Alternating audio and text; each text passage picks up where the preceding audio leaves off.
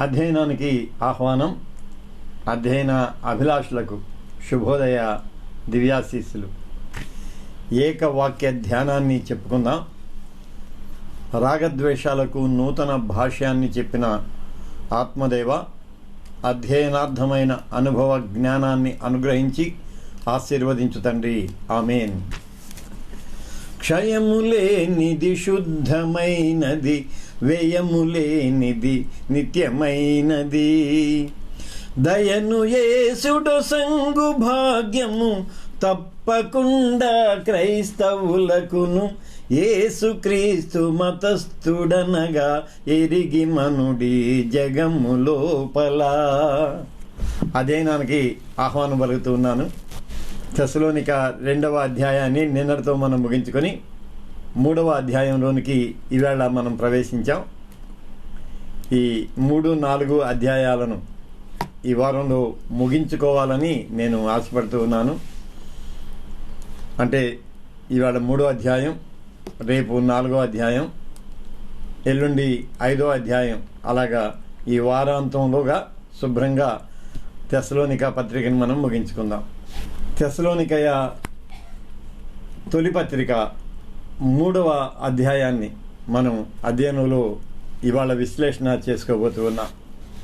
తొలి వచనంతో అధ్యయనాన్ని ప్రారంభం చేసుకుందాం. అందుకని ఇక మేము ఏథెన్సులో ఒంటరిగా ఉండటమే మంచిదని భావించి ప్రాణం ఊరుకోలేక మీ దగ్గరికి తిమోతిని పంపిస్తున్నాము అనే ఉపోద్ఘాతంతో ఆ తొలి వచనం ప్రారంభం అవుతుంది. అందుకే ఇక మేము ఊరకుండలేక ఏథెన్సులో ఒంటరిగా ఉండటమే మంచిదనుకొని అంటాడు. ఒకసారి పౌలు గారి సువార్త వ్యాపక ద్వితీయ యాత్ర ఉన్నదే, దాన్ని కొంచెం మనం స్థూలంగా పరిశీలన చేసుకుందాం. ఎందుకంటే నేను ఇవాళ పౌలు గారి ఆ 2వ యాత్రకు సంబంధించిన వివరాలు సేకరించడానికి ప్రయత్నం చేసినప్పుడు 2 ప్రత్యేకమైన వెబ్సైట్స్ దొరికాయి. ఒకటేమో పాతది, ఇంకొకటి చాలా క్రొత్తది, మళ్ళీ స్టాండర్డ్తో కూడుకున్నది. స్టాన్ఫోర్డ్ యూనివర్సిటీ చాలా ప్రాముఖ్యమైన యూనివర్సిటీ. స్టాన్ఫోర్డ్ యూనివర్సిటీ వాళ్ళు ఒక వెబ్సైట్ని క్రియేట్ చేసి పౌలు ప్రయాణం చేసిన ఆ యాత్రల దూరాలను, ఆ తర్వాత దానికయ్యే ఆనాటి వ్యయం ఎంత అవుతుందో వాటన్నింటినీ కూడా ఉదహరించడం జరిగింది. వాళ్ళ లెక్క ప్రకారం ఈ 2వ యాత్ర ఉన్నదే ఆ సెకండ్ మిషనరీ జర్నీ, ఇది దాదాపు 3070 మైళ్ళ దూరం ఈ యాత్ర సాగి ఉంటుంది అని చెప్పారు. 3070 మైళ్ళ దూరం ఈ యాత్ర సాగి ఉంటుంది అని. దీనిలో దాదాపు 1400 మైళ్ళు జల ప్రయాణం చేశారు. అలాగే మరొక 1600 మైళ్ళు రవాణా మార్గం అంటే రహదారి ప్రయాణం చేశారు. జలమార్గంలో ప్రయాణం చేశారు, సగానికంటే కొంచెం పైగా రహదారి మార్గంలో వాళ్ళు ప్రయాణం చేశారు. ఎందుకు నేను ఈ ప్రయాణాల గురించి చెబుతూ ఉన్నానంటే, ఫిలిప్పీకి వెళ్ళారు, ప్రతిఘటనను ఎదుర్కొన్నారు, తెస్సలోనికకు వచ్చారు, తెస్సలోనికలో కూడా చాలా ప్రతిఘటన ఎదురైంది. ప్రతిఘటన ఇంకా కొనసాగుతూ ఉన్నది అంతో ఇంతో. దానిని గురించి తదుపరి అధ్యాయంలో నేను వివరణ చెబుతానన్నమాట. ప్రతిఘటన సమస్య పోలేదు. ప్రతిఘటన ఏదో ఒక రూపంలో అంతో ఇంతో ఒక పరిమాణంలో కొనసాగుతూనే ఉన్నది. అక్కడి నుంచి బెరయాకు వెళ్ళారు. మరి తెస్సలోనిక దగ్గర నుంచి అయితే రాత్రికి రాత్రి వాళ్ళు బెరయాకు పలాయనం చెందారు అనే చెప్పొచ్చు. రాత్రికి రాత్రి వాళ్ళు తప్పించుకొని వెళ్ళారు. ఇంకా బెరయాలో ఉన్న పరిస్థితి కూడా మనకు తెలుసు. అక్కడి నుంచి ఏథెన్స్కి వెళ్ళారు. ఏథెన్స్లో కొంచెం స్థిమితపడ్డారు. స్థిమితపడిన తర్వాత ఒక్కసారి మళ్ళీ తెస్సలోనిక సంఘాన్ని దర్శించాలి అనే ఆ ప్రగాఢమైన వాంఛ ఉన్నదే, అది వాళ్ళని నిలువనీయలేదు. పౌలు అదే అంటాడు, మమ్మల్ని నిలబడనివ్వటం లేదు. మిమ్ము చూడాలి అనే ఆకాంక్ష ఉన్నదే, మిమ్మల్ని దర్శించాలని, మరింతగా మీకు వాక్యాన్ని బోధించి మిమ్మల్ని బలపరచాలని, విశ్వాసంలో స్థిరపరచాలని మాకున్న ఈ ఆకాంక్ష మమ్ములను నిలువనీయటం లేదు. అందుకని ఒంటరిగా ఉండటానికైనా నేను సిద్ధపడ్డాను అన్నాను. థెస్సలోనిక దగ్గర నుండి బెరయాకు వీళ్ళు వచ్చేస్తారు. బెరయాలో గొడవైనప్పుడు మొదట పౌల్ని ఏథెన్స్కు పంపిస్తారు. ఆ తరువాత సీలా తిమోతిలు నిదానంగా ఏథెన్స్కు వస్తారు. అంటే వాళ్ళ పరిస్థితి తెలుసు. అయినా కూడా ఇంత ప్రతిఘటనలో కూడా ఏమాత్రం వెసులుబాటు దొరికిన సంఘాన్ని గురించి, విశ్వాసులను గురించి ఆలోచన చేసే ఆ ప్రేమ వారిని నిలువరింపనివ్వలేదు. అందుకని మేము మీ దగ్గరికి రావడానికి, నేను ఒంటరిగా ఉన్నా పర్వాలేదు, తిమోతిని మీ దగ్గరికి పంపించాలి అనుకుంటున్నాను అన్నాడు. ఇక్కడ సువార్త వ్యాపకానికి లేక సువార్తకు సంబంధించిన మహా ఆదేశం ఉన్నది కదా, దాని గురించి ఒకంత మనం మాట్లాడుకుందాం. ప్రాణాధారమైన సువార్త ప్రకటన అన్నాను. వారి ప్రాణానికి ప్రకటనే ఆధారం, అంతే. వారి జీవితానికి ప్రకటనే ఆధారం. ప్రకటిస్తేనే వారు జీవించి ఉంటారు. అది ప్రాణాధారమైన సువార్త ప్రకటన వారిది. మళ్ళీ ప్రాణాల మీదికి తెచ్చిన సువార్త ప్రకటన. ఏ సువార్త ప్రకటననైతే ప్రాణాధారంగా ఈ అపోస్తలులు పరిగణించారో ఆ సువార్త ప్రకటన వారికి ప్రాణాల మీదకి తెచ్చే ఉపద్రవాన్ని తీసుకొని వచ్చిందనమాట. అందుకనే ప్రాణాల మీదకి తెచ్చిన సువార్త ప్రకటన. కానీ ప్రకటన భారం తీరేంత వరకు కూడా వారు ఆ సువార్త వ్యాపక ఉద్యమాన్ని కొనసాగించాలి కనుక మళ్ళీ పలాయనం చెందుతూ వచ్చారు. ఈ పలాయనం సహేతుకమైన పలాయనం, అది నేనంటుంది. పలాయనాన్ని మనం పాజిటివ్గా చూసుకోవాలి. అందుకని ప్రాణాధారమైన సువార్త ప్రకటన, ప్రాణాల మీదికి తెచ్చిన సువార్త ప్రకటన, పారిపోయేలా చేసిన సువార్త ప్రకటన, ప్రాణం నిలువనీయని సువార్త ప్రకటన. ఎంత అంతర్మథనం వారి హృదయాలలో నిండి ఉన్నదో మనం చూడొచ్చు. సువార్త ప్రకటన ప్రాణాధారం, అదేమో ప్రాణాల మీదకి తీసుకుని వచ్చింది, మళ్ళీ పారిపోవాల్సి వచ్చింది. అయినా వాళ్ళని చూడకుండా ప్రాణం నిలవలేకపోతుంది. అది వాళ్ళ జీవన విధానం. మళ్ళీ అక్కడ కలిసి వచ్చారు. పౌలు, సీలా, తిమోతిలు కలిసి వచ్చారు.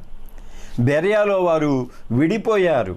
ఇది ప్రాణాపాయకర పరిస్థితులు దాపురించినప్పుడు వారు విడిపోయారు. మళ్ళీ కలుసుకున్నారు. ఇప్పుడు మళ్ళీ వేరైపోతూ ఉన్నారు. అంతిమ కారణం ఎప్పటికీ ఆయనతో కలిసి ఉండటం. దానిని జ్ఞాపకం పెట్టుకుందాం. మనం కలిసి వస్తాం, కలిసిపోతాం, విడిపోతాం, వేరవుతాం, మళ్ళీ కలుసుకోవడానికి ప్రయత్నిస్తాం. ఈ పరిస్థితులు ఇక్కడ దాపురించిన వీటన్నింటి అంతిమ లక్ష్యం ఏంటంటే నిరంతరము నిత్య జీవములో సువార్తకు మూలకర్త అయిన యేసుతో కూడా నిలిచి ఉండటం లేక కలిసి ఉండటం. అది వీరి సువార్త యొక్క ప్రాణాధార పరిస్థితి. 2వ వచనం, ఈ శ్రమల వలన ఎవరు కదిలింపబడకుండా ఉండేలాగా మిమ్మలను స్థిరపరిచేందుకు, విశ్వాస విషయంలో మిమ్మల్ని హెచ్చరించేందుకు మన సహోదరుడును, ఇంకా క్రీస్తు సువార్త విషయంలో దేవుని పరిచారకుడైన తిమోతిని పంపించాము అంటున్నాడు. మేము ఒంటరిగా ఉన్నా పర్వాలేదు అనుకున్నాను, మిమ్మల్ని చూడాలి అని మా ప్రాణం కొట్టుకులాడుతూ ఉన్నది కాబట్టి ఇదిగో తిమోతిని మీ దగ్గరికి పంపించాము అని చెప్తూ తిమోతి యొక్క గుణ లక్షణాలను లేక తిమోతి యొక్క క్రీడెన్షియాలిటీస్ అన్నింటినీ కూడా చాలా స్పష్టంగా వివరిస్తూ ఉంటాడు. దానికి కారణం కూడా చెబుతాడు. ముందు కారణం చెప్పుకుందాం. ఎందుకు మేము ఇంత రిస్క్ తీసుకుని తిమోతిని మళ్ళీ మీ దగ్గరికి పంపిస్తున్నాము అంటే, ఇక్కడ నేను రిస్క్ అనే మాట వాడాను. రిస్క్ అనే మాట బికాజ్ ఆఫ్ దీస్ 3 అపోజల్స్, పౌలు, శీల, తిమోతి అనే ఈ ముగ్గురి ద్వారా ఆ థెస్సలోనిక పట్టణంలో అంతకు పూర్వం జరగనటువంటి ఒక మత అల్లకల్లోలం జరిగింది. ఇది మళ్ళీ ఒక కులీన కుటుంబాలకు చెందినది 2 జాతులు లేక 2-3 జాతులకు సంబంధించిన మత కల్లోలం. యూదులు ఉన్నారు, గ్రీసు దేశస్థులు ఉన్నారు, కులీనులైన స్త్రీలు ఉన్నారు, ఐగుప్తీయులు ఉన్నారు. ఇన్ని కులీన కుటుంబాలకు, ఇన్ని విభిన్న జాతులకు సంబంధించిన ఒక మత ఉద్యమ కల్లోలం. దానికి కారకులు ఎవరు? పౌలు, శీల, తిమోతి. వాళ్ళు ఎంతో సమయం కాలేదు ఇది జరిగి, అయినప్పటికీ ఆ రిస్క్ తీసుకోవటానికి తిమోతిని మేము పంపిస్తున్నాము. అది ఆ రిస్క్ పడటానికి తిమోతిని మళ్ళీ మనం అక్కడికి పంపిస్తున్నాము. ఎందుకు పంపిస్తున్నాం? కారణం ఏంటి? మేము మా ప్రాణాధారమైన సువార్త ప్రకటనలో మాకు ఎదురయ్యే ప్రాణ సంకటాన్ని కూడా లెక్క చేయకుండా ఎందుకు మీ దగ్గరికి మేము పంపిస్తున్నాము అంటే, ఈ శ్రమల వల్ల ఎవరు కదిలింపబడకుండా ఉండేలాగా మిమ్మల్ని స్థిరపరిచేందుకు, విశ్వాస విషయములో మిమ్మలను హెచ్చరించేందుకు. అది పర్పస్. శ్రమల వలన మీ విశ్వాసము కదలింపబడకూడదు. మళ్ళీ సువార్త విషయంలో ఏదైనా గలిబిలి కలుగుతుందేమో దానిని గురించిన హెచ్చరిక నేను మీకు చెయ్యాలి అనే ఆ సదుద్దేశంతో ఇంత రిస్క్ తీసుకుని తిమోతిని మేము మీ దగ్గరికి పంపిస్తూ ఉన్నాము. శ్రమ, స్థిరత, ఈ రెండింటి మధ్య ఊగిసలాట. శ్రమ, స్థిరత విశ్వాసానికి సంబంధించింది, శ్రమ ప్రకటనకు సంబంధించింది. ఊగిసలాట ఈ రెండింటి మధ్య ఉండే ఒక పారాడాక్సిజం. శ్రమ సువార్త ప్రకటనకు సంబంధించింది. ఇంకొక రకంగా చెప్పుకుందామంటే శ్రమ సువార్త అంగీకారానికి కూడా సంబంధించింది. మనం అపోస్తలుల పక్షానే కాకుండా విశ్వాసుల పక్షాన కూడా మనం దీనిని అప్లై చేసుకుంటే శ్రమ అనేది సువార్త ప్రకటన, సువార్త అంగీకరణ రెండింటికి సంబంధించినది శ్రమ.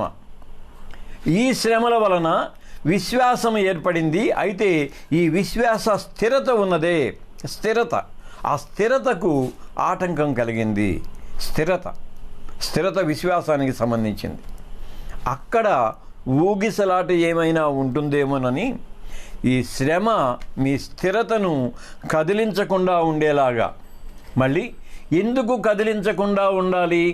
మేము ప్రకటించిన సువార్త యొక్క ప్రామాణికత పట్ల మీరు మళ్ళీ ఏదైనా సందిగ్ధతకు లోనవుతారేమో లేక శోధనకు గురవుతారేమోనని చెప్పి మిమ్మలను సువార్త విషయంలో హెచ్చరిక చేసేందుకు మేము తిమోతిని పంపుతున్నాము. పంపించే ఉద్దేశం అది. మళ్ళీ పంపించే వాని గుణలక్షణాలను గురించి అద్భుతంగా వివరిస్తాడు. ఈ మాటలు మనం చాలా జాగ్రత్తగా మనస్కరించుకోవాలి. ఏమంటున్నాడంటే మన సహోదరుడు అంటే చెప్పాను కదా, క్రీస్తు రక్త సంబంధి అంతే. ఏకగర్భజనితుడు కాదు, సహోదరుడు కాదు. క్రైస్తవ విశ్వాసంలో సహోదరుడు క్రీస్తు రక్త సంబంధి. ఆ తర్వాత అంటాడు సువార్త విషయములో దేవుని పరిచారకుడు అంటున్నాడు. అక్కడైతే గాడ్స్ కో-వర్కర్ అనే మాట వాడారు ఇంగ్లీష్లో. సహపరిచారకుడు, దేవుని విషయంలో సహపరిచారకుడు అనే మాట వాడారు. భౌతిక, మానసిక, ఆధ్యాత్మిక పరిచర్యలను గురించి మనం ఒకంత ఇక్కడ మాట్లాడుకుందాం. భౌతిక పరిచర్య, మానసిక పరిచర్య, ఆధ్యాత్మిక పరిచర్యలను గురించి మాట్లాడుకుందాం. ఆ తర్వాత బోధకు శ్రమకు మధ్య ఉన్న అవినాభావ సంబంధాన్ని గురించి కూడా ఒకంత మనం మాట్లాడుకుందాం. భౌతిక పరిచర్య, భౌతిక సంబంధం ఏంటంటే రక్తమాంసయుక్త దేహులమైన మనం ఒకరితో ఒకరు నడిపే ఆ సంబంధం భౌతిక సంబంధం. అందుకనే సహోదరులారా అన్నాడు, మనందరం సహోదరులము అన్నాడు. ఆ తర్వాత క్రీస్తు సువార్త విషయంలో దేవునికి పరిచారకుడు, అది మానసిక పరిచర్య. ఈ మానసిక పరిచర్య అంటే దేవునితో సత్సంబంధాన్ని కలిగి ఉండాలి, సహమానవునితో సత్సంబంధాన్ని కలిగి ఉండాలి. కాబట్టి ఆ మానసికంగా నీవు ఒక మెచ్యూరిటీ లేకపోతే ఒక పరిపక్వతకు రావాల్సిన అవసరం ఉన్నది. అప్పుడు ఆధ్యాత్మిక పరిచర్య, మళ్ళీ మానవ బంధాలను, దేవ సంబంధాలను సమన్వయం పరిచేది ఆధ్యాత్మిక పరిచర్య. ఈ ఆధ్యాత్మిక పరిచర్య ఏంటంటే శ్రమలో కలిగే ఆనందము. చివరి వచనంలో నేను దానిని మరింత వివరంగా చెబుతాను. శ్రమలో లభించే ఆనందము, ఈ రెండింటినీ సమ్మిళితపరిచేది క్రైస్తవ ఆధ్యాత్మిక విశిష్టతగా ఉంటుంది. కాబట్టి క్రీస్తు పరిచర్యలో సహపాలి భాగస్థుడైన తిమోతిని పంపిస్తూ ఉన్నాను. ఇతడు దేవునితో మానవులతో సత్సంబంధాన్ని కలిగి ఉన్నవాడు అని. మూడవ వచనం, మనం శ్రమ పడవలసి వస్తుందని మీతో నేను ముందే చెప్పాను కదా, అలాగే జరిగింది. ఇది మీకు కూడా తెలుసు. అసలు క్రీస్తు సువార్తే శ్రమ కేంద్రిత సువార్త అంటాను. క్రీస్తు సువార్త శ్రమ కేంద్రిత సువార్త. ఈ 3వ అధ్యాయాన్ని అంతటినీ కూడా 3వ అధ్యాయపు చివరి వచనంలో మనం క్రోడీకరించుకొని చెప్పుకోవచ్చు. ఆ చివరి వచనం దగ్గర మరింత స్పష్టతను అందించేందుకు నేను ప్రయత్నం చేస్తాను. క్రీస్తు సువార్తే శ్రమ కేంద్రంగా ఉన్నది. తొలి సువార్త ఏంటి? క్రీస్తు లేక యేసు శ్రమపడి మరణించి పునరుద్ధానం చెంది ఆరోహణమయ్యాడు. శ్రమతో ప్రారంభమవుతుంది, మరణ వేదనతో ముగుస్తుంది, మళ్ళీ పునరుద్ధానంతో పునఃప్రారంభమవుతుంది, ఆరోహణతో నిరీక్షణను మనకు అందిస్తుంది. సో శ్రమ ప్రారంభం, ఆనంద ముగింపు, ఈ రెండు ఉంటాయి. కాబట్టి మనం శ్రమ పడాల్సి వస్తుంది. ప్రారంభంలో తప్పక మనం శ్రమ పడాల్సి వస్తుందని మీకు ముందే చెప్పాము, నేను చెప్పినట్టే జరిగింది అంటున్నాడు. మళ్ళీ శ్రమ ప్రస్తావన సువార్త ప్రకటనలో తప్పనిసరిగా అంతర్భాగం కావాలి. ఈవేళ మన చుట్టూ ఉన్న పరిస్థితులను మనం గ్రాహ్యం ప్రయత్నం చేసినప్పుడు సువార్త ప్రకటనలో శ్రమ ప్రస్తావనకు మనం ఎంతటి ప్రాధాన్యత ఇస్తున్నాము, సువార్త ప్రకటనలో ఐహిక భోగాలకు ఎంత ప్రాధాన్యత ఇస్తున్నామో మనం గమనించవచ్చు. మీరు ఈ మాట వినే ఉంటారు, ప్రాస్పరిటీ గాస్పల్ అనే మాట మనం వినే ఉంటాం. ప్రాస్పరిటీ గాస్పల్ అంటే అంతా మేలే జరుగుతుంది, అంతా క్షేమమే జరుగుతుంది, లేక అభివృద్ధి కలుగుతుంది అనేది. సో ప్రాస్పరిటీ గాస్పల్ కాదు. ఇక్కడ శ్రమ కేంద్రిత సువార్త ప్రకటన ముఖ్యమైంది అని పౌలు ఇక్కడ మనకి తెలియజేస్తూ ఉంటాడు. తర్వాత విశ్వాస గమన విజయ స్వావలంబన అన్నాను. విశ్వాస గమనంలో విజయాన్ని మనం స్వతంత్రించుకోవాలి అని అంటే కంటక పథములో పయనం చేయాల్సిందే. కంటక పథ పయనం అన్నాను నేను, అంటే ముళ్ళ బాటలో మనం నడవాల్సిందే. ఇది విశ్వాస స్వావలంబనను మనం స్వతంత్రించుకునే క్రమంలో తప్పనిసరిగా కంటక పథములో మనం ప్రయాణం చేయాల్సిందే. అదే సువార్త మనకు బోధిస్తూ ఉంటుంది. అయితే కంటక పథం అన్నదే అది కష్టంగా మనకు అనిపించినా ఆ చివరి గమ్యాన్ని చేరుకున్నాక కలిగే ఆనందం ఉంటుంది, అది మహదానందం. అది కూడా చివరి వచనాల్లో ఉంటుంది. అక్కడ మళ్ళీ దాన్ని ప్రత్యేకంగా మనం ప్రస్తావన చేసుకుందాం. 4వ వచనం, ఇలాంటి శ్రమలను అనుభవించేందుకే మనం నియమించబడ్డ వాళ్ళమన్న సంగతి మీకు తెలుసు. శ్రమానుభవము కొరకే క్రైస్తవుడు ఎన్నిక చేయబడినాడు. ఇక్కడ ఒక మంచి మీమాంస మనలో తలెత్తాలి. జీవితం జీవితానికి ఒక సాఫల్యత ఉన్నది. ఈ జీవన సాఫల్యత శ్రమతోనే సాధ్యమా? జీవన సాఫల్యతలో ఇంకా శ్రమ తప్ప వేరే లేదా అని ఒక పెద్ద మీమాంస మనం అడగవచ్చు. దానికి కూడా మళ్ళీ ఇదే అధ్యాయం కొంత సమాధానం చెబుతుంది. ఆ చివరి వచనాల్లో మనం చాలా జాగ్రత్తగా దానిని గమనిద్దాం. ఇక్కడేమంటున్నామంటే పై అధ్యాయం ఏం చెప్పుకున్నాం అంటే దేవ పరిశీలన యోగ్యత అని చెప్పుకున్నాం. ఎందుకు దేవుడు సువార్త భారాన్ని మా మీద ఉంచాడంటే దేవ పరిశీలన యోగ్యత. దేవుడు మమ్మలను పరిశీలించి ఆయన పరిచర్యకు యోగ్యులుగా మమ్మలను పరిగణించి ఈ భారాన్ని మనకు అప్పగించాడు అని. ఇక్కడ సహన పరిశీలన నిర్ణయత అనే మాటను కూడా నేను ఉపయోగించాను. ఏమన్నానంటే దేవ పరిశీలన యోగ్యతతో పాటు అంటే సువార్త ప్రకటన భారాన్ని, సువార్త అంగీకరణ భారాన్ని మనకు దేవుడు అనుగ్రహిస్తే ఆ పరీక్షలో కేవలం మన యోగ్యత మాత్రమే కాదు, కానీ మన సహన పరిశీలన నిర్ణయత, నీకు ఎంత సహనం ఉన్నది అనే దానిని కూడా పరిశీలన చేసి ఆయన ఆ భారాన్ని నీకు అనుగ్రహిస్తాడు. సహన పరిశీలన నిర్ణయత, టెస్టెడ్ అండ్ ప్రూవ్డ్, అది పరీక్ష నిరూపణ. పరీక్ష నిరూపణ ఈ రెండు కూడా ఉంటాయి. 5వ వచనంలోనికి వెళ్దాం. అందుకనే నేను కూడా ఇక ఓర్చుకోలేక శోధకుడు ఒకవేళ మిమ్మల్ని శోధించాడేమోనని, మళ్ళీ మా ప్రయాసంతా వ్యర్థమైపోయిందేమోనని, మీ విశ్వాసం ఎలా ఉందో తెలుసుకోవాలి అనిపించి ప్రాణం నిలవలేక నా సహచరుడైన తిమోతిని మీ మధ్యకు పంపించాను అంటాడు. శోధకుని గురించిన పరిశోధన, ఇదొక అద్భుతమైన భావన, ఒక అద్భుతమైన భావన. శోధకుని గురించిన పరిశోధన. శోధకుడు అన్ని ఆటంకాలే కలుగజేస్తూ ఉంటాడు.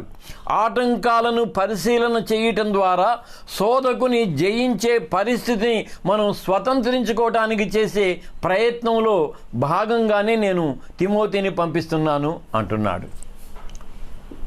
మళ్ళీ ఈ శోధకుని గురించిన పరిశీలనలో ప్రయాస ఫల పరిశీలన ఇమిడి ఉంటుంది. ప్రయాస ఫల పరిశీలన, శోధన లేక శోధకుని పరిశోధన, ప్రయాస ఫల పరీక్ష, ఈ రెండు కూడా నిలిచి ఉంటాయి అన్నమాట. అప్పుడు విశ్వాస నిరూపణ జరుగుతుంది. విశ్వాస నిరూపణ. ఇక్కడ మళ్ళీ శోధకుని మనం పరిశోధించాలి. ఇది ఆ క్రిస్టియన్ టాస్క్, క్రైస్తవుని యొక్క చర్య ఏంటంటే శోధకుని మనం పరిశోధించాలి. శోధకుని మనం పరిశోధించాలి. శోధనలు మనల చుట్టి వచ్చినా, సాతాను అంబులెన్ని తగిలినా. ఎంత అద్భుతమైన మాట. శోధనలు ఎన్ని మనలను చుట్టి వచ్చినా, సాతాను ఏం చేసినా మేము పరిశోధిస్తూ ఉన్నాం. నీవు మమ్మలను పరిశోధించడం కాదు, మేము నిన్ను పరిశోధిస్తున్నాం క్రీస్తు శక్తితో అని. అందుకని పరిశీలకుని హోదాలో తిమోతి మీ మధ్యకు పయనమై వచ్చాడు. పరిశీలకుని హోదాలో తిమోతి సహోదరుడు, దేవుని సహపరిచారకుడు, మళ్ళీ శోధనను పరిశీలించే ఒక మంచి రాయబారిగా వాళ్ళ దగ్గరకు వెళ్తూ ఉన్నాడు. 6వ వచనం, మీ దగ్గర నుండి ఇప్పుడు మా మధ్యకు వచ్చిన తిమోతి మిమ్మల్ని చూడాలని మేము ఎలాగూ ఆశపడుతూ ఉన్నామో అలాగే మీరు కూడా మమ్మల్ని చూడాలనుకుంటూ నిత్యము మమ్మల్ని ప్రేమతో గుర్తు చేసుకుంటూ ఉన్నారని, మీ విశ్వాసాన్ని గురించి, మీ ప్రేమను గురించి సంతోషకరమైన సమాచారాన్ని మా దగ్గరకు తీసుకుని వచ్చాడు. తిమోతిని పంపించాము. పంపించిన తిమోతి మీ దగ్గరకు వచ్చాడు, మీతో కలిసి సహవసించాడు, మీ పరిస్థితులన్నింటినీ ఆకలింపు చేసుకున్నాడు. మళ్ళీ మీ గురించిన ఒక మంచి సమాచారాన్ని మా దగ్గరికి తీసుకొని వచ్చాడు.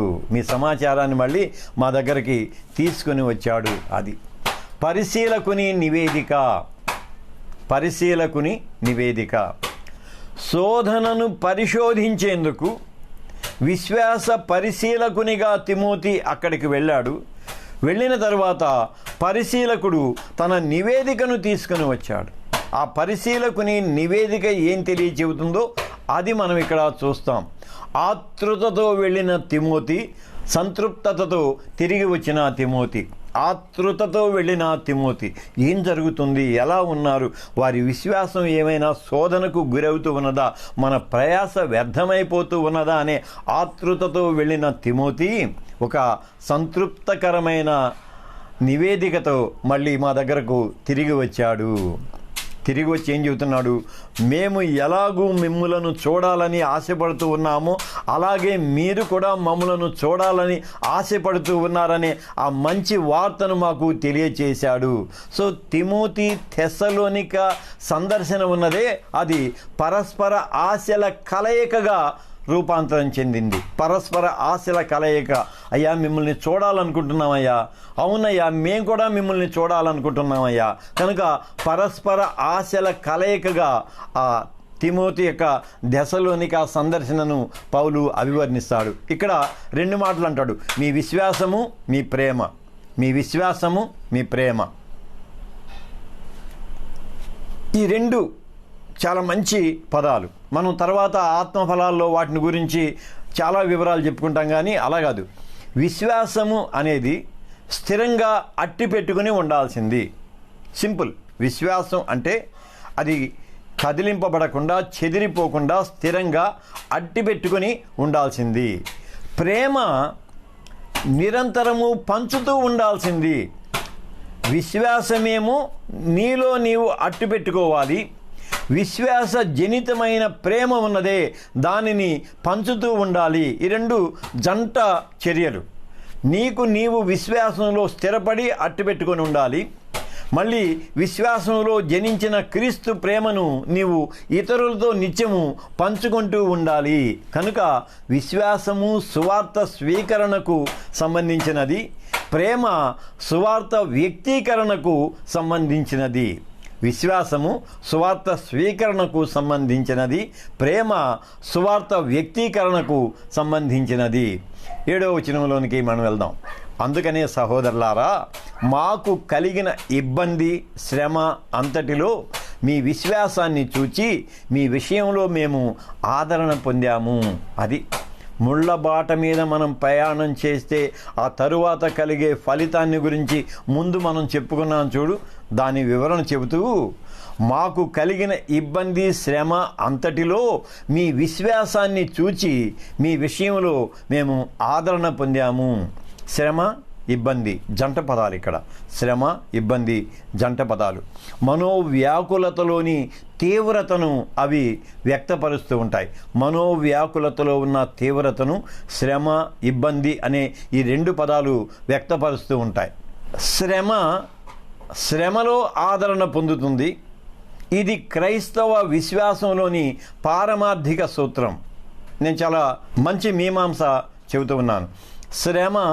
శ్రమలో ఆదరణను పొందుతుంది. క్రైస్తవ విశ్వాసంలోని ఒక పారమార్థిక సూత్రము ఇది. శ్రమలో ఆదరణ పొందుతూ ఉంది. అర్థం కానటువంటి తత్వం అన్నమాట. సాధారణంగా శ్రమ హింసలో ఆనందాన్ని వెతుక్కుంటుంది. మామూలుగా మనం చూస్తే శ్రమ హింసలో ఆనందాన్ని వెతుక్కుంటూ ఉంటుంది. సరే, పదాలు కొంచెం గలిబిలిగా ఉంటాయి. వివరణలోనికి నేను వస్తాను. ఈ హింసలో ఆనందాన్ని వెతుక్కునే శ్రమను అధమానంద చర్యగా నేను అభివర్ణించాను. అధమానందం అన్న అందాన్ని. ఇప్పుడు దాని వివరణ చెబుతాను. పిల్లవాడు పరిగెత్తుకుంటూ వెళ్ళి దేనికో ఒకదానికి తగిలి కింద పడతాడు. కింద పడిన వెంటనే వాడు ఏడుస్తాడు. వాడిని ఆదరించడానికి మనం ఏమంటామంటే, అయ్యో దెబ్బ తగిలిందా, కొడదాంలే దీన్ని అంటాం. వాడు దేనికైతే తగిలాడో, అంటే ఒక కుర్చీకి తగిలి పడ్డాడనుకో, ఆ కుర్చీని టపా టపా మనం కొట్టానుగా తగ్గిపోతుందిలే అని చిన్నప్పటి నుంచి నేర్పిస్తాం. అంటే శ్రమ హింసలో ఆదరణను పొందటానికి చేసే ప్రయత్నము అంటాను నేను. మనకు తెలియకుండానే చాలా చేస్తాం మనం. ఇలాంటివి చాలా మనం చేస్తూ ఉంటాం. చిన్నపిల్లల ఉదంతం ఇది. చిన్నపిల్లల ఉదంతం ఏమన్నంటే, ఏడిస్తే ఏమంటాం, అమ్మను కొడదాంలే, నాన్న కొడదాంలే, ఈ మాటే మనం అంటూ ఉంటాం, సాధారణంగా అంటూ ఉంటాం. అంటే వాడు శ్రమ పడ్డాడు. ఆ శ్రమలో ఆదరణ ఎలా కలగాలంటే, మళ్ళీ శ్రమకు కారణమైన వారిని హింసించడం ద్వారా వాడు శ్రమలో ఆదరణను పొందాలి. ఇది అనుదిన జీవితంలోని వివరణ.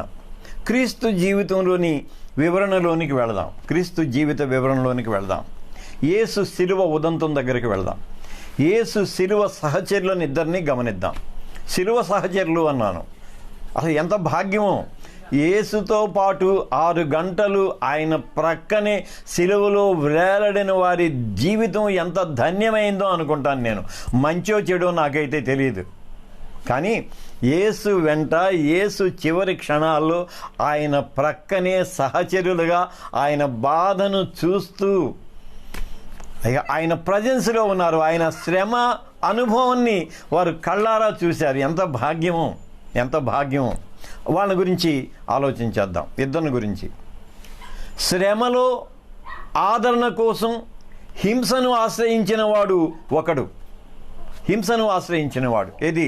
ఆయనను అవమానించినవాడు లేక అవహేళన చేసినవాడు. అలాగూ శ్రమలో ఆదరణ పొందాలి అని ప్రయత్నం చేశాడు. మరొకడు ఏది? పరలోక పౌరసత్వాన్ని తక్షణమే పొందిన మరొకడు. శ్రమలో ఎలాగూ ఆదరణ పొందాడు. శ్రమలోనే అంటే శ్రమలోనే ఆదరణ పొందాలి అని అతడు ఆశపడ్డాడు. ఏమన్నాడు? మనకైతే ఇది న్యాయమే. తన శ్రమలో దేవుని ఔన్నత్యాన్ని అతడు చూచాడు. అది కనుక శ్రమ హింస ద్వారా ఆదరణను పొందాలనుకుంటుంది మానవ నైజంలో. కానీ క్రైస్తవ విశ్వాసీయతలో శ్రమలోనే ఆనందాన్ని, ఆదరణను పొందుతుంది అని ఈ వచనం మనకు తెలియజేస్తుంది. 8వ వచనం. ఎందుకంటే మీరు ప్రభువులో స్థిరంగా నిలిచి ఉంటే మేము బ్రతికిపోయినట్లే కదా. ఇది కేవలం సంఘ కాపరులందరినీ ఉద్దేశించి మనం మాట్లాడుకుందాం. ఏమంటున్నాడంటే సంఘ స్థిరత కాపరి జీవిత సేవా సాఫల్యత అన్నాను నేను. సంఘ స్థిరత కాపరి జీవిత సాఫల్యత, లేకపోతే కాపరి సేవా పరిచర్య సార్థకత. కాపరి సేవా పరిచర్య సార్థకత. నిన్నటి అధ్యాయంలో ఏం చెప్పుకున్నాం అంటే మా మహిమ, మా ఘనత, మా అతిశయము, మా కిరీటము క్రీస్తు స్వామి ఎదుట నిలవబడిన మీరే కదా అన్నాడు. నేను కాదు, నాతో పాటు నా విశ్వాసిని కూడా నేను అంతిమంగా ఆయన సింహాసనం ఎదుట నిలవబడగలిగితే, మేమిద్దరం కలిసి నిలవబడగలిగితే అది మా పరిచర్యకు సార్థకత అని. అందుకనే ప్రభువులో మీరు స్థిరంగా నిలిచి ఉంటే మేము బ్రతికిపోయినట్లే కదా అంటాడు. సంఘ స్థిరత కాపరి సేవా సార్థకత అన్నాను. 9వ వచనం. మేము మీ ముఖం చూచి మీ విశ్వాస లోపాన్ని తీర్చేలా అనుగ్రహం చూపమని పగలనక రేయనక మిక్కుటంగా దేవుణ్ణి వేడుకుంటూ ఉన్నాము అన్నాడు. ఈ చివరి వచనాలు భలే ఉంటాయి, అద్భుతంగా ఉంటాయి. మేము మీ ముఖం చూచి క్రీస్తును ఆత్మలో దర్శించాలి. విశ్వాసిని అనుక్షణం మనసులో సందర్శించాలి. నా విశ్లేషణ, క్రీస్తును ఆత్మలో దర్శించాలి. క్రీస్తును ఆత్మలో దర్శించాలి. కానీ క్రీస్తు సువార్త ప్రకటించిన మన సహ విశ్వాసి ఉంటాడే, ఆ సహ విశ్వాసిని నిత్యము మనసులో సందర్శించాలి. మనసులో సందర్శించాలి. విశ్వాసి లోపాన్ని దేవుని ముందు ఎత్తిపట్టాలి. అందుకు నిరంతర విజ్ఞాపన ప్రక్రియను మనము పాటించాలి. ఎంత అద్భుతమైన వాక్యమో ఇది. మీ ముఖం చూచి, ఎక్కడో ఉన్నారు వాళ్ళు, తెస్సలోనికైలో ఉన్నారు. ఇతను ఏథెన్సులో నుండి తిమోతిని పంపించాడు. తిమోతి తిరిగి వచ్చేసరికి కొరింథీలో ఆయన ఉన్నాడు. కానీ మేము మీ ముఖము చూచి, ఎందుకని? నిత్యము తమ విశ్వాసులను తమ మనో దర్శనములో సందర్శించుకుంటూ ఉన్నారు కాబట్టి. అందుకే నేనేమన్నాను? క్రీస్తును ఆత్మలో దర్శించాలి, విశ్వాసిని మనసులో సందర్శించాలి. మళ్ళీ విశ్వాసికి సంబంధించిన లోపము ఏదైనా నీకు కనిపిస్తే దానిని దేవుని ముందు ఎత్తిపట్టాలి. దేవుని ముందు ఎత్తిపట్టాలి. విశ్వాసిని హెచ్చరించడం వేరు, అది వేరు. విశ్వాసిని ఇదిగో నీలో ఉన్న ఈ లోపాన్ని నీవు సరిదిద్దుకొని హెచ్చరించడం వేరు. కానీ అతను సరిదిద్దుకునేలాగా అతని లోపాన్ని దేవుని ముందు ఎత్తిపట్టి నిరంతరం విజ్ఞాపన చేయాలి. కాపరి పరిచర్య యొక్క ఆ ప్రాథమిక సూత్రాలను ఈ వచనంలో పౌలు తెలియజేస్తూ ఉంటాడు. 10వ వచనం.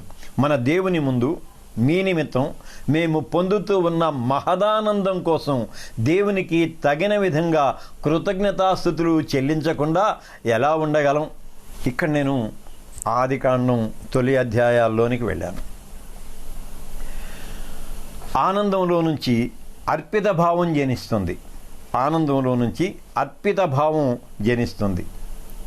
అర్పితం వితరణలో వ్యక్తమవుతుంది. అర్పితం వితరణలో వ్యక్తమవుతుంది. అయితే అర్పిత భావ తొలి స్పందన కృతజ్ఞత కావాలి.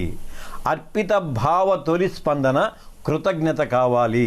కారణం ఏంటంటే అది మనో అర్పణ కనుక, అది మనో అర్పణ కనుక. నేను మళ్ళీ ఆ వచనాలు మాత్రమే చదువుతాను, ఎందుకంటే మీరందరూ దాన్ని చక్కగా గ్రహించగలరు కాబట్టి. ఆనందంలో నుంచి, ఇది క్రీస్తునందలి ఆనందం, విశ్వాస్యతలోని ఆనందం, రక్షణానుభవంలో నుంచి ఆనందం, ఏదైనా సరే ఆనందంలో నుంచి అర్పిత భావం జనించాలి. ఆనందంలో నుంచి అర్పిత భావం జనించాలి. అర్పితం వితరణలో వ్యక్తపరచబడాలి. అర్పితం వితరణలో వ్యక్తపరచబడాలి. అయితే అర్పిత తొలి భావ స్పందన, లేకపోతే అర్పిత భావన యొక్క తొలి స్పందన కృతజ్ఞత కావాలి. అది అర్పిత భావన జనించిన వెంటనే థ్యాంక్ యూ జీసస్, యేసయ్య వందనాలు నాయన, కృతజ్ఞతా భావన కలగాలి. కారణం ఏంటంటే అది తొలి మనో అర్పణ. కృతజ్ఞత అనేది నీవు దేవునికి సమర్పించే తొలి మనో అర్పణ. 11వ వచనంలోకి వెళ్దాం. మన తండ్రి అయిన దేవుడు, మన ప్రభు అయిన యేసుక్రీస్తు మమ్ము నిరాటంకంగా మీ దగ్గరకు తీసుకుని వస్తాడుగాక. మళ్ళీ దేవపితృత్వం, క్రీస్తు సార్వభౌమత్వం, ఈ రెండింటిని కూడా కలిపి చెబుతాడు. అది చాలా విశ్లేషణ ఉంటుంది, కానీ ఈ రెండు ప్రత్యేకమైన పదాలే నేను మీతో పంచుకోవాలనుకుంటున్నాను. సంకల్పం, కార్యాచరణల సమ్మిళితమే సత్ఫలితం అన్నాను. సంకల్పం, కార్యాచరణల సమ్మిళితమే సత్ఫలితము. మళ్ళీ చెప్తున్నాను, సంకల్పం, కార్యాచరణ ఈ రెండు సమ్మిళితమైనప్పుడు అది సత్ఫలితాలను ఇస్తుంది. ఇది అనుదిన జీవితంలో మనందరికీ వర్తిస్తుంది. 12వ వచనంలోనికి వెళ్దాం.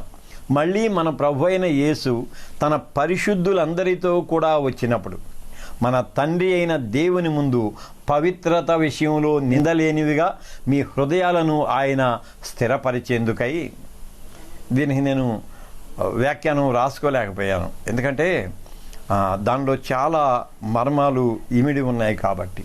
ఒకటి, రాకడకు సంబంధించిన విషయం ఉన్నది. రాకడ, పరూసియా అనే పదం వాడారు.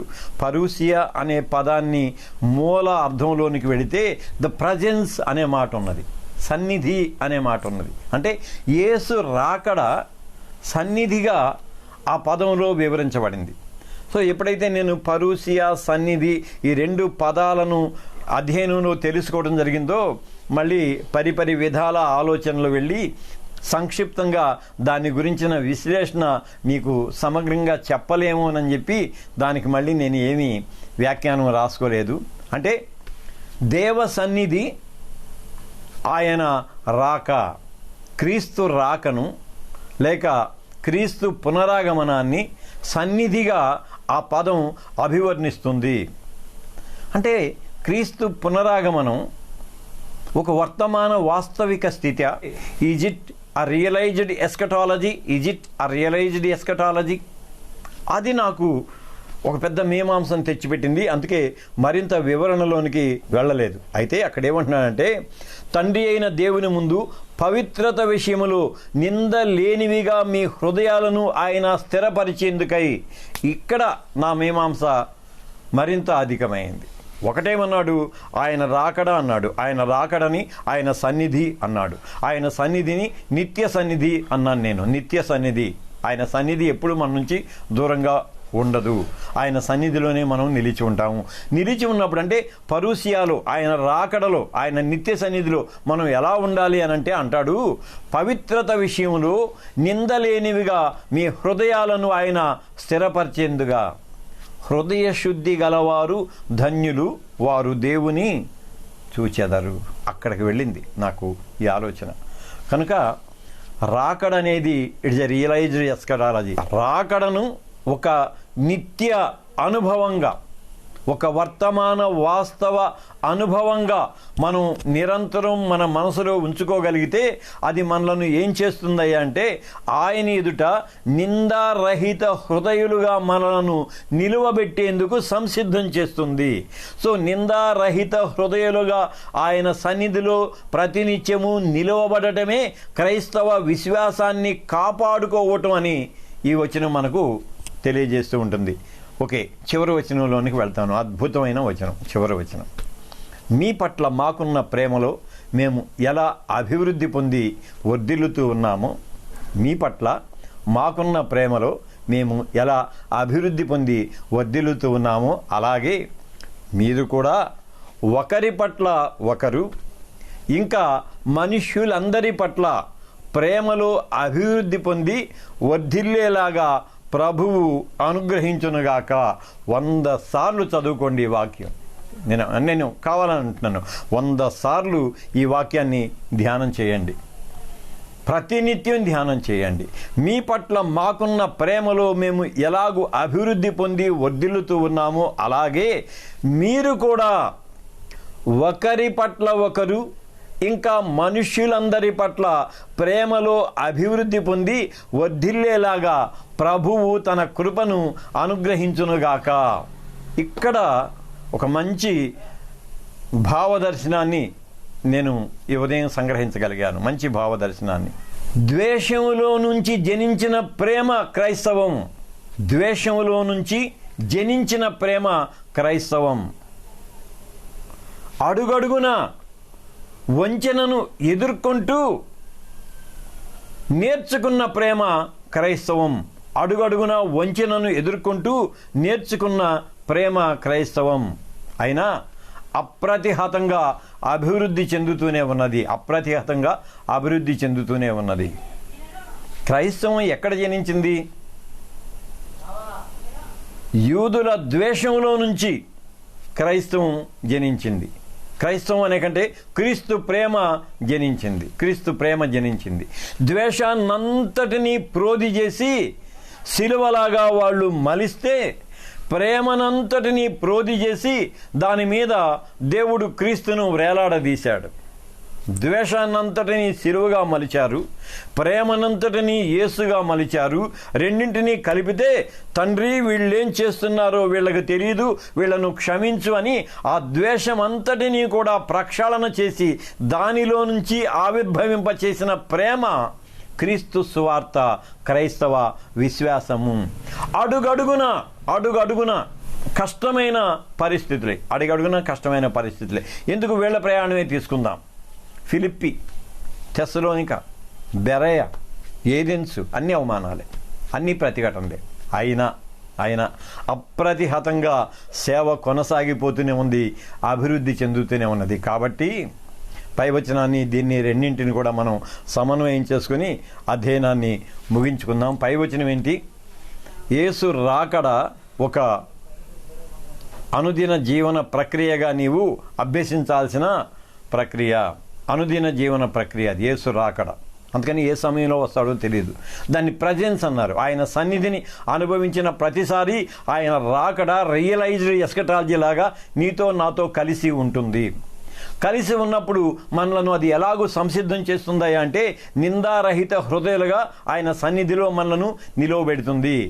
ఎప్పుడైతే నిందారహితమైన పవిత్ర హృదయం మనకు వస్తుందో మనం ద్వేషాన్ని హరించి ద్వేషంలో నుంచి ప్రేమను జనింపచేసుకుని ద్వేషించిన వానిని కూడా క్షమించగలిగిన స్థిత ప్రజ్ఞతలోనికి మనం ప్రవేశం చేస్తాం. అది ఈ 13వ వచనం. ఇక్కడతో 3వ అధ్యాయం ముగిసిపోతుంది. మళ్ళీ ద్వేషంలో నుంచి జనించిన క్రీస్తు ప్రేమ క్రైస్తవం. అడుగడుగున వంచింపబడిన వారు స్థిరపట్టు కొనసాగించిన ప్రేమ క్రైస్తవ విశ్వాసం. సంఘం అప్రతిహతంగా సాగిపోతున్న ఒక నిరంతర అభివృద్ధి.